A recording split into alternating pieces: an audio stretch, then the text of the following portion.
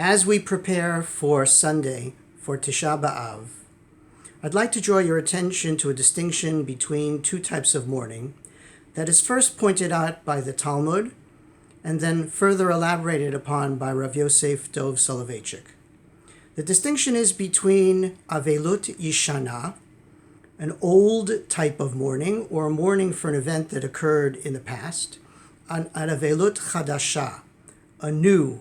model of mourning, which is the model of mourning that is experienced when an individual suffers a loss of a close relative. Another way to capture this distinction is to call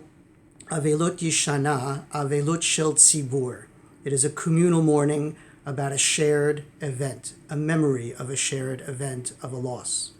Whereas in the case of Avelut Chadasha, it is intensely personal. It is not about communal grief, but an intense experience of mourning by the individual who's lost a close relative. Interestingly, these two types of mourning are mirror images of each other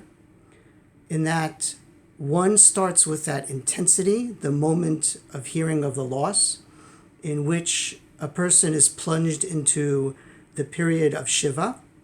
lessens over time with the period of Shloshim, the 30 days of mourning following Shiva, and then, in the case of a loss of a parent, a lesser form of mourning during the Yud Bet Chodesh, the 12 months after the loss.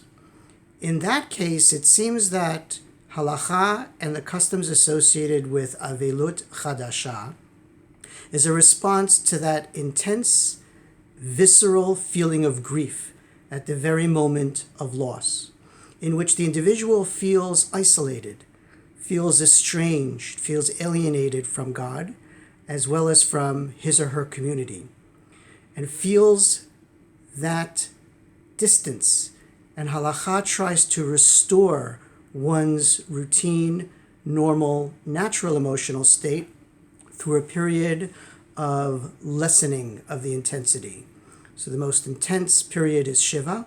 lesser so during Shloshim, and even lesser so during Yud Bet Chodesh. And after the conclusion of the year, it is expected that the grief comes to an end over time, slowly, as the intensity of loss begins to diminish over the period of the year.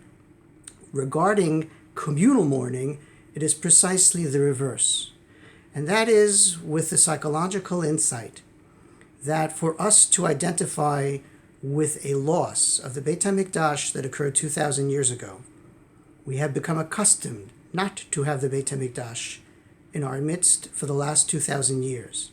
And so Chazal designed a system that is the precise reverse of Avelut Chadasha, in which we incrementally increase the intensity over the period of the 3 weeks. We begin with the 3 weeks, refraining from holding weddings, from taking haircuts, as the first sign of refraining from joyous occasions. That becomes more intense during the period of the 9 days for Ashkenazim, starting with Rosh Chodesh Av, in which we do not launder clothing, wear freshly laundered clothing, in which we do not eat meat or drink wine, and then leading up to the week of Tisha B'Av for Sfaradim, and on Tisha B'Av itself, when that mirrors the Shiva of Avelut Chadasha.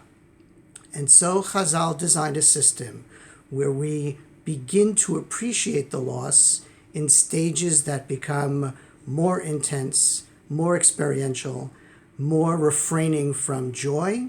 until we all commemorate together, sitting together on the floor or on a low chair, in which we do not greet each other, because now we have arrived at that moment in which we can identify with the grief, with the loss of the Beit HaMikdash. And so these two types of mourning are mirror images of each other, with a profound appreciation for the psychology of the human condition, and a way in which we go through stages of mourning, one to return us to a natural emotional state, and the other to propel us and to plunge us into an appreciation for a loss. That is the difference between Avelut Chadasha and Avelut Yishana. And so as we join together as a community over the period of the 3 weeks,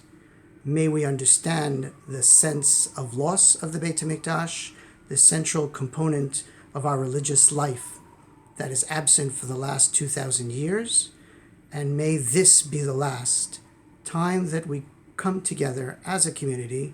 because we hope through our tefillot and through our communal mourning that the Beit HaMikdash will be restored and be rebuilt in our midst.